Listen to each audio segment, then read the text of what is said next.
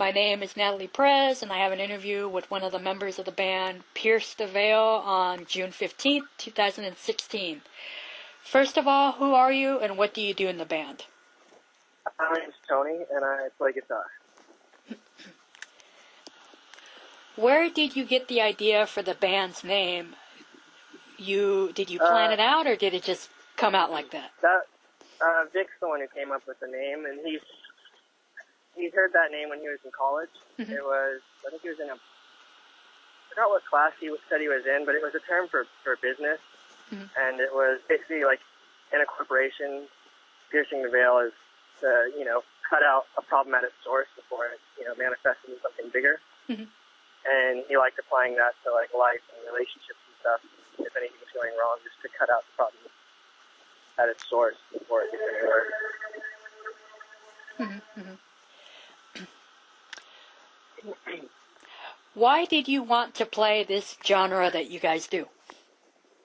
Didn't really pick, I guess. I don't know. It transitioned from, different styles of music that we all grew up listening to.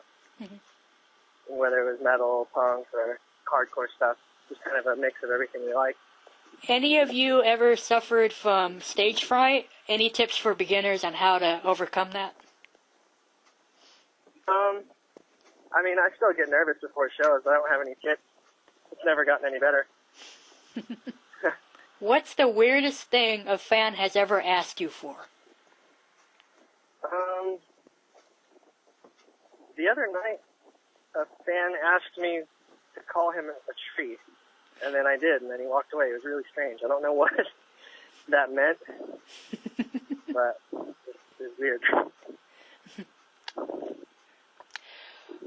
What do you think of your fans personally? They're amazing. We've slowly grown the fan base over almost 10 years now, mm-hmm. and it's just amazing how many people have stuck with us. We've done some meet and greets recently, and there's people that will be like, yeah, I've been listening to you since I was 15. I'm 25 now, and it's pretty crazy that they've stuck with us so long. Yeah. Why did you want to go and play Misadventures in its entirety? Will you consider doing this for your other releases, or you don't know yet? Our fans are pretty hungry for new music. It has been, we thought we were going to have the record out a lot sooner, so we're kind of late on our own promises, basically. Mm-hmm. And so since people were waiting for new music for so long, we decided to just give all of it to them at once, just play all the new stuff and see how it goes. When can we expect to see a live album or live DVD from you guys? That I don't know. We don't really have any plans in the works right now for that, but it would be something cool to do. We did, a DVD for the last touring cycle, so maybe we'll do one again for this one. But yeah, it's still pretty early. We're just starting back up, so this time.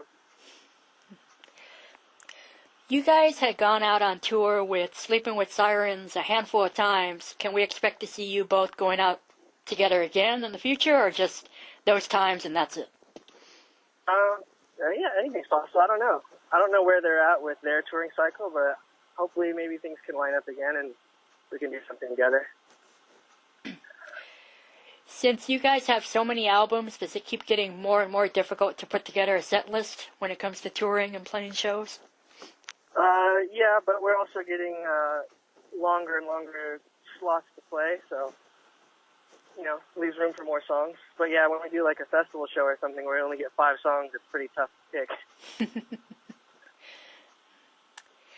When you headline a show or a tour, do you change things up from night to night, switching songs out here and there, or do you stick to a solid set list throughout the whole run?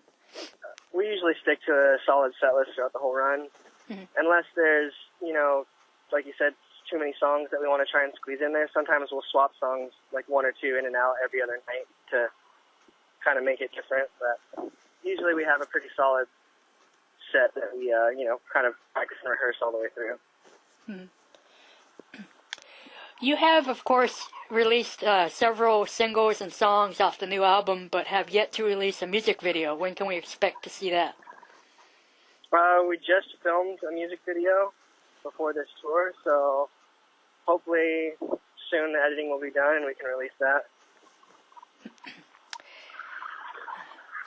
Out of the 4 albums you guys have released so far, do all of these releases in any way have a connection to one another, or no?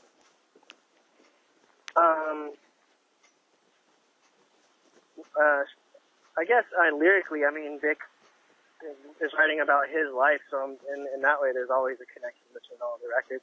So you wouldn't say, like, there's really, like, not like a little Easter egg, like, hey, there's this little design that we've kept hidden throughout the entire series of Being Us, but nobody's ever noticed it yet. Oh, no, there's nothing like that. What does this next year hold for you guys between now and the rest of this year? What do you have planned? Just a lot of touring. You know, we've been off the road for a while, so we're going to just tour as much as we can off this new record and see how things go. All right. I asked you earlier about the live album or DVD, but what about an acoustic release? Do you have that, you know, as an there idea? There were a couple acoustic songs released, actually, for this record. Mm-hmm. I think we released, there's a handful of, on the deluxe edition record, mm-hmm. there's acoustic songs, versions of a few of them. And do you have any last words for the fans or potential new fans out there?